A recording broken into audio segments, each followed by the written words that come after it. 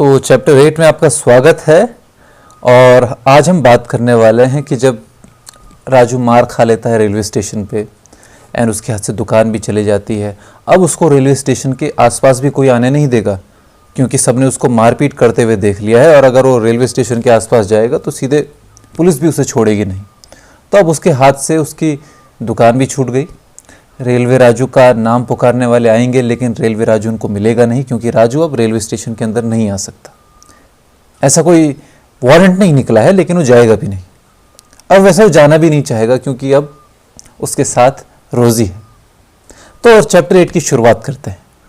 मार खाने के अगले दिन राजू का एक क्रेडिटर आ जाता है जिससे राजू ने उधार लिया था। उसका नाम है सेठ, SAIT।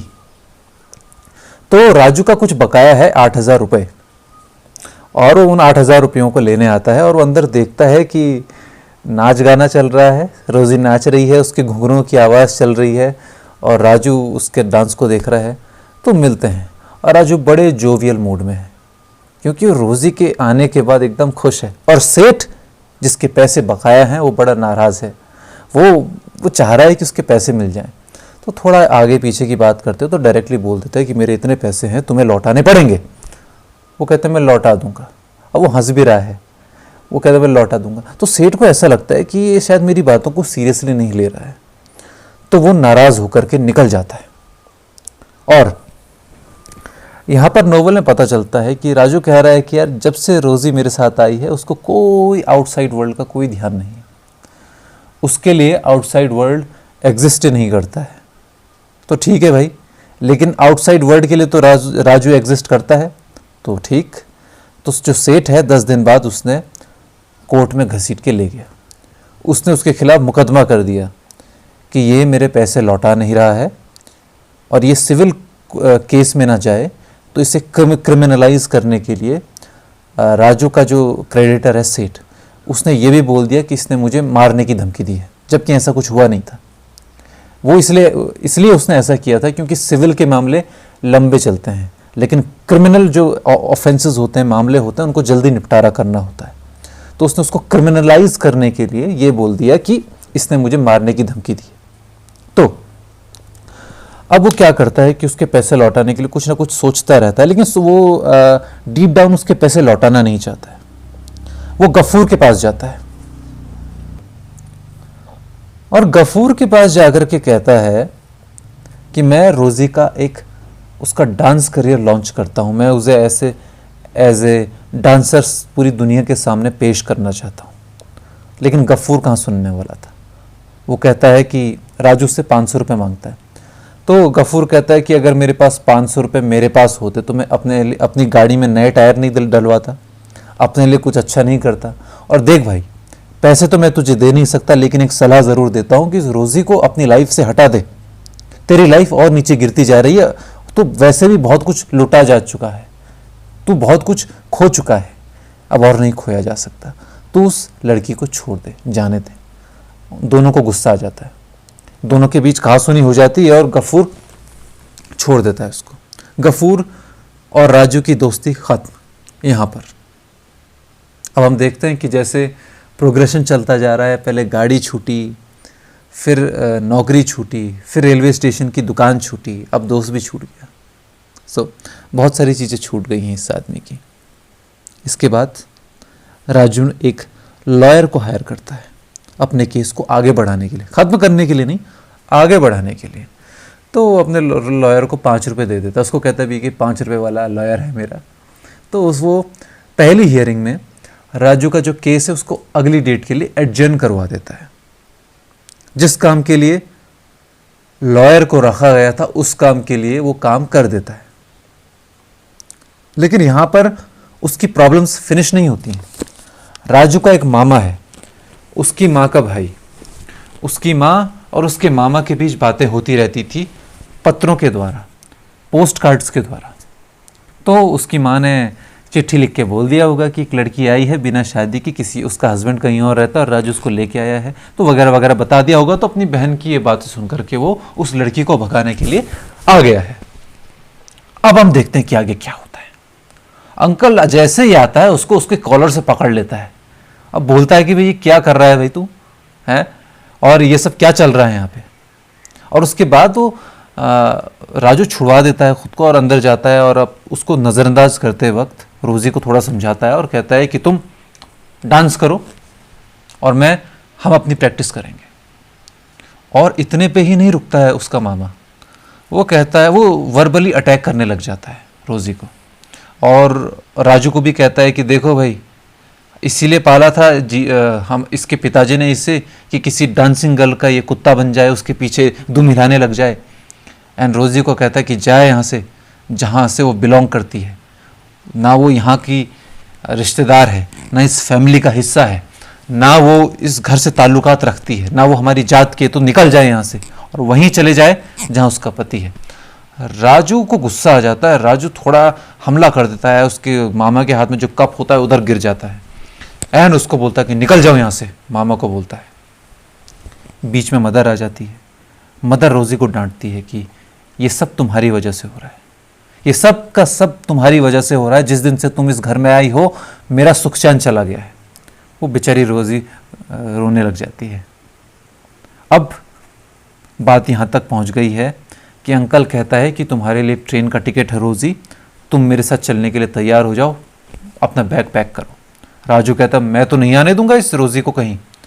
तो राजू की मदर कहती कि अब मैं जाऊंगी यहाँ से, ये नहीं जाएगी तो मैं जाऊंगी। तो अपना बैग पैक करने लग जाती है। एंड और वो जो भी कुछ है कि जो भी उनका सामान है, जो शादी के वक्त जो बर्तन वगैरह आए थे, उनको पैक करके ले जाती है। भगवान की मूर्तियाँ, पिताजी की कोई फ़ोटो वगैरह जो भी होगी अपने साथ ले जाती है। अब रोज़ी तो घर से बाहर जा नहीं सकती, तो ले जा लेता है। और राजू रोने लग जाता है, उसकी माँ उससे बिछुड़ के जा रही है और पता नहीं कब आएगी। अब थोड़ा रोना धोना शुरू हो जाता है, लेकिन जैसे ही माताजी और अंकल जी घर से विदा हो जाते हैं, वो अपने भाई के साथ चले जाती है उसकी माँ। अब वो एक एज अ कपल की तरह रहने लगते हैं। रोज़ी खाना बनाती थी, घर का काम करती थी, नाचती थी, प्रैक्टिस करती थी, और राजू के लिए कोई दिक्कत नहीं थी। वो जो रोज़ी और अपने साथ जो करना चाहे कर सकते थे, वो उनकी प्रेम क्रीड़ा में व्यस्त थे और बड़े खुश थे। लेकिन क्या हुआ कि दिन भर दिन बीतते गए।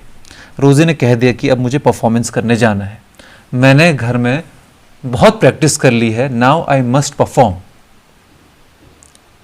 तो राजू डिसाइड करता है कि अगर तुम्हें परफॉर्मेंस के लिए कहीं भेजना है तो सबसे पहले तुम्हारा नाम चेंज करना पड़ेगा, क्योंकि तुम हो एक क्लासिकल डांसर, ट्रेडिशनल डांसर, और तुम्हारा नाम है रोज़ी, तो नाम कुछ बैठ नहीं रहा। तो तुम्हारा कोई ऐसा नाम ढूंढना पड़ेगा जो तुम्हारी डांस को कॉम्प्लीमेंट करे। तो वो एक नाम को ढूंढ के लाते हैं जिसका नाम होता है नलिनी, NALINI। तो न्यू नेम न्यू लाइफ। अब राजू क्या करता है, अब प्रपोजल लेके बाहर जाता है, यूनिवर्सिटीज़ में, क्लब्स में, स्कूल्स में वगैरह वगैरह, और finally Albert mission school, Albert mission boys school, उनका एनुअल फंक्शन होने वाला होता है। और वो एल्बर्ट मिशन बॉयज़ स्कूल का जो क्लर्क होता है वो उसके बचपन का दोस्त होता है जो स्कूल में पढ़ते थे। तो उसको थोड़ा बोल बाल करके एक मीटिंग करवा देता है और अच्छे अच्छे ढंग से अच्छे कपड़े वपड़े पहन करके वहाँ उनके पास जाता है और कहता है कि आज के बच्चों को ट्रेडिशनल हमारे जो आर्ट है, हमारा जो कल्चर है, उसकी जानकारी होनी चाहिए, और अगर ये जानकारी हम लोग नहीं देंगे तो कौन देगा। तो इसी भारतीय कला को संजोने के लिए मेरी कज़न नलिनी यहाँ इस गांव में आई है, तो यहाँ एक प्रोग्राम करेगी और इससे बच्चों को प्रोत्साहन मिलेगा हमारे देश की संस्कृति के बारे में जानने के लिए। और ये सब सुनकर के जितने भी अथॉरिटी में जो लोग रहते हैं, ट्रेजरर होता है वगैरह, उनकी आंखें खुल जाती हैं, एकदम इम्प्रेस हो जाते हैं राजू से। तो राजू कहता है कि आप एक काम कीजिए, हम मेरी कज़न यहाँ आई हुई है। वो कज़न कहता है, ये नहीं कहता मेरी गर्लफ्रेंड है और उसका हस्बैंड कहीं और है, वो सिर्फ इतना कहता है कि मेरी कज़न यहाँ रखी है, एंड आपको अगर सैंपल देखना है प्रोग्राम का, then you can come to my house and see the performance.